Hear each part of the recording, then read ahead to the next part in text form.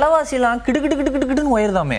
பொது தேர்தலும் இல்ல, இடைத்தேர்தலும் இல்ல, அடுத்து வர ராஜ்யசபா தேர்தலுக்கு இதெல்லாம் பேசுறீங்களா? ஏங்க நான் பொலிட்டிக்ஸ்குள்ளேயே போனங்க, இது வந்து சும்மா ஜென்ரலா சொல்லிட்டு இருக்கேன். இப்ப இந்த தலைப்புச் செய்திகளை நீங்க பாக்கலையா? ஆமா, தங்கமும் தக்காளியும் போட்டி போட்டுட்டு தானே தலைப்பு செய்தியில கிடுகிடுன்னு உயருது அப்படின்னு வந்துட்டு இருக்கு. அது ஒரு பக்கம் இருக்கட்டும், இந்த அதிமுகவோட தலைமையகத்துல கொஞ்ச நாள் ஆலோசனை கூட்டம் நடந்துட்டு இருந்துச்சுல, எம்பி எலெக்ஷன்ல ஏன் தோத்தோம் அப்படிங்கிற ஒரு ஆலோசனை கூட்டம் நடந்துட்டு இருந்துச்சு. ஆனா இன்னைக்கு வந்து லீவ் விட்டாங்களாமா. லீவ் விட்டுட்டாங்களா? என்னங்க ஆச்சு? அது இன்னைக்கு வந்து தென்காசி தொகுதியோட ஆலோசனை கூட்டம் நடந்த நேரத்துல லீவ் விட்டுருக்காங்க. வி.கே. சசிகலா அவர்கள் தென்காசி தொகுதியில சுற்றுப்பயணத்தை தொடங்கிட்டாங்க. அடுத்து 4 நாள் தீவிர சுற்றுப்பயணம் தான். ஆனா நீங்க கவனிச்சீங்களா, சுற்றுப்பயணத்தை விட அவங்க டெம்போ டிராவல்ல டிராவல் பண்ணி அந்த தொண்டர்களை எல்லாம் மீட் பண்ணதுதான் ஹைலைட்டாவே இருக்குது. அவங்க வரும்போது அவங்களுக்கு கொடுக்க வேண்டிய வரவேற்பு என்ன அப்படிங்கறது வந்து முன்கூட்டியே டிஸ்கஸ் பண்ணியிருக்காங்க போல. அதனால பயங்கரமான வரவேற்பு கொடுத்துட்டு இருக்காங்க. ஒரு பக்கம் பார்த்தா ஜண்டைக்கும், இன்னொரு பக்கம் அந்த பேண்ட் வாத்தியத்துக்கும் போட்டி நடக்குது. யார் பெருசு, நீ பெருசா நான் பெருசான்னு அடிச்சு காட்டுங்க அப்படின்னு சொல்லி அடிச்சு காட்டிட்டு இருக்காங்க.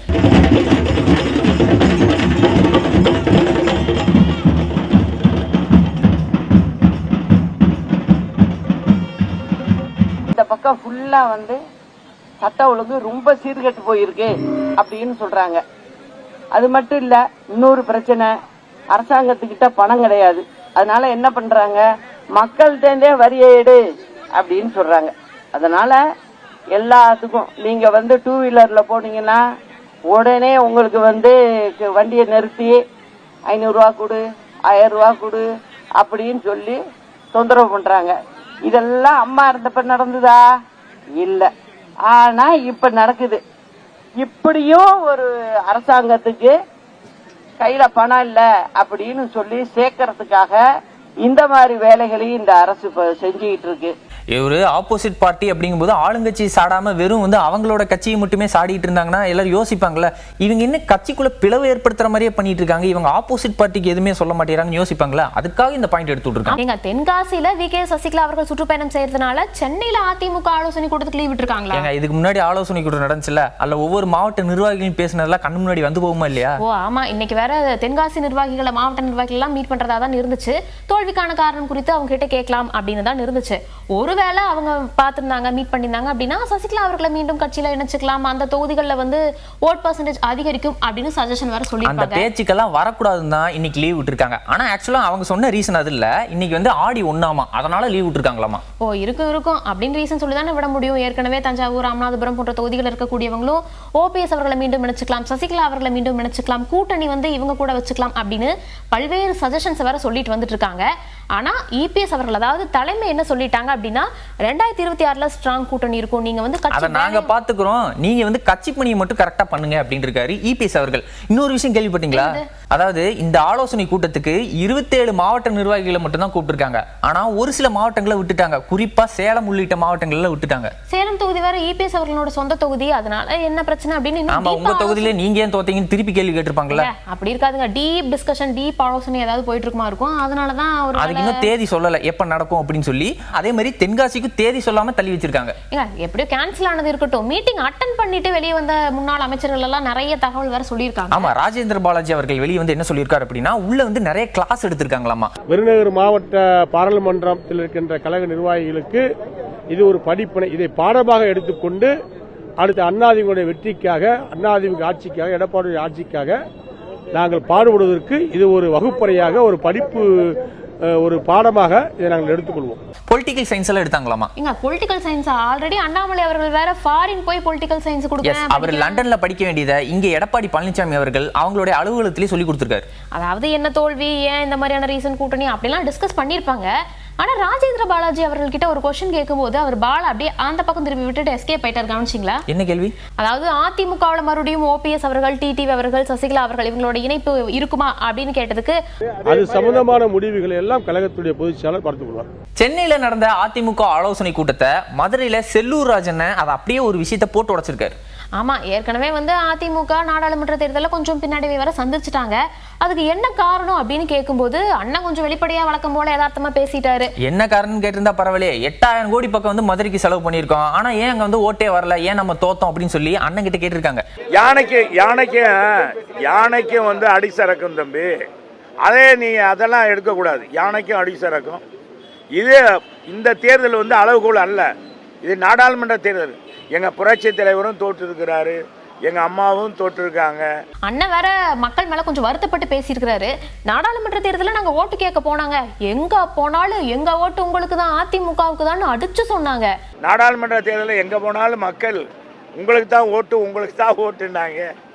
நாங்களும் என்ன பண்ணுறது, என்னப்பா பண்ணுறது ஜெகன்? நாங்கள் அதிமுக கோட்டை, நாங்கள் இல்லைன்னு சொல்லலை. அது நாங்கள் என்ன நினச்சோன்னா நமக்கு ஓட்டு போடுறாரு. நாங்கள் எங்கள் வேட்பாளரை நாங்கள் வானலாவாக புகழ்ந்தோம்.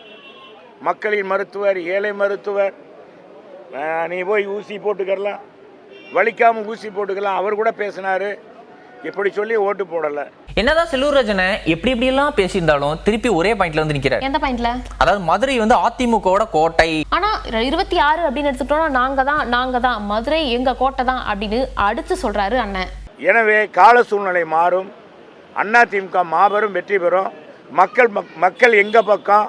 எனவே வருகிற 26 முதலமைச்சராக நான் எடப்பாடியார் உறுதியாக மக்களை ஏகபித்த ஆதரவோடு வெற்றி பெறுவார் என்பது இந்த நேரத்தில் தெரிவிக்கிறேன். ஓ, அடிச்சே சொல்றாரா? அப்படின்னா ஓபிஎஸ் அவர்கள், டிடிவி அவர்கள், வி.கே. சசிகலா அவர்களோட இணைப்பை பத்தி இவரே தான் சொல்லியிருக்கணுமே. ராஜேந்திர பாலாஜி அவர்கள் மாதிரி இவரும் பால கொஞ்சம் திருப்பி விட்டுட்டு தான் போறாரு.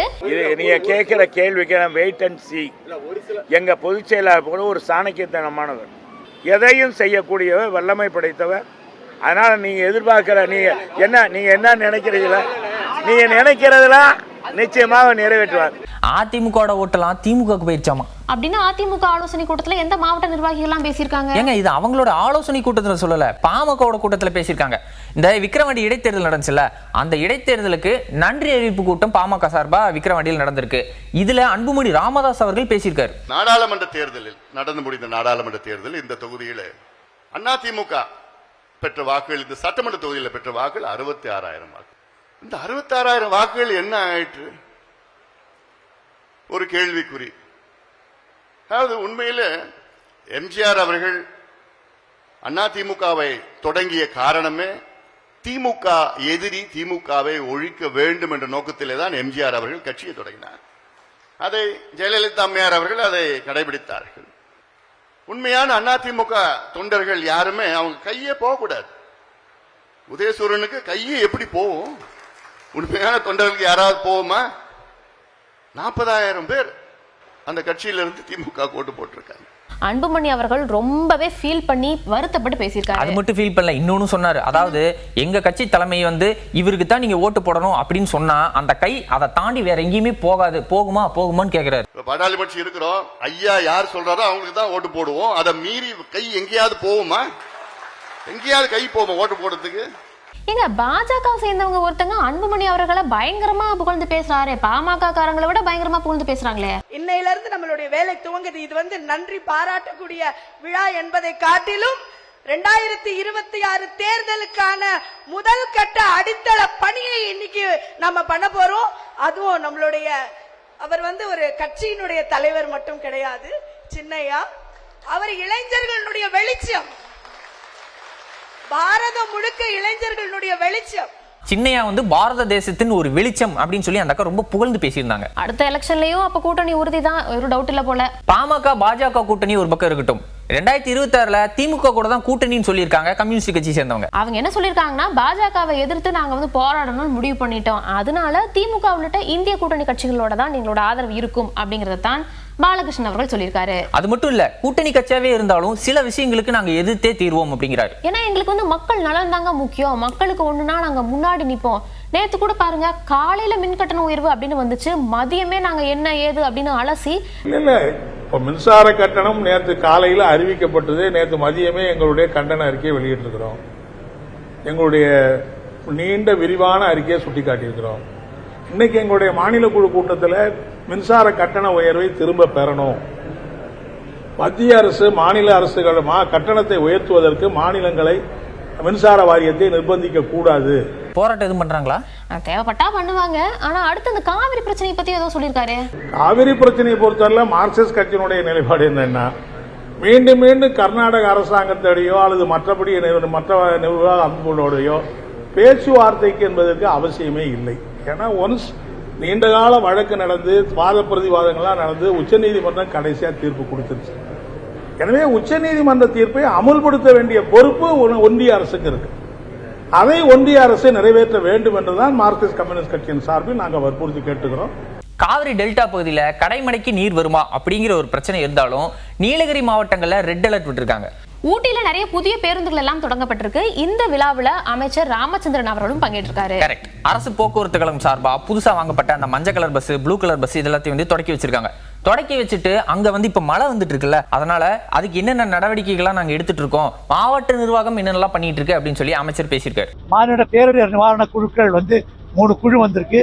அந்த 3 குழுல பந்தலூர் ஒரு குழுவும், கூடலூர் ஒரு குழுவும், உதகையில் ஒரு குழுவுமாக நிறுத்தப்பட்டு எப்ப எந்த பிரச்சனை வந்தாலும் உடனடியாக அதை சரி செய்து கொடுப்பதற்கு எல்லாம் தயாராக வைக்கப்பட்டுள்ளது என்பதனை மாவட்ட ஆட்சித்தலைவர் அவர்கள் தெரிவித்துள்ளார்கள்.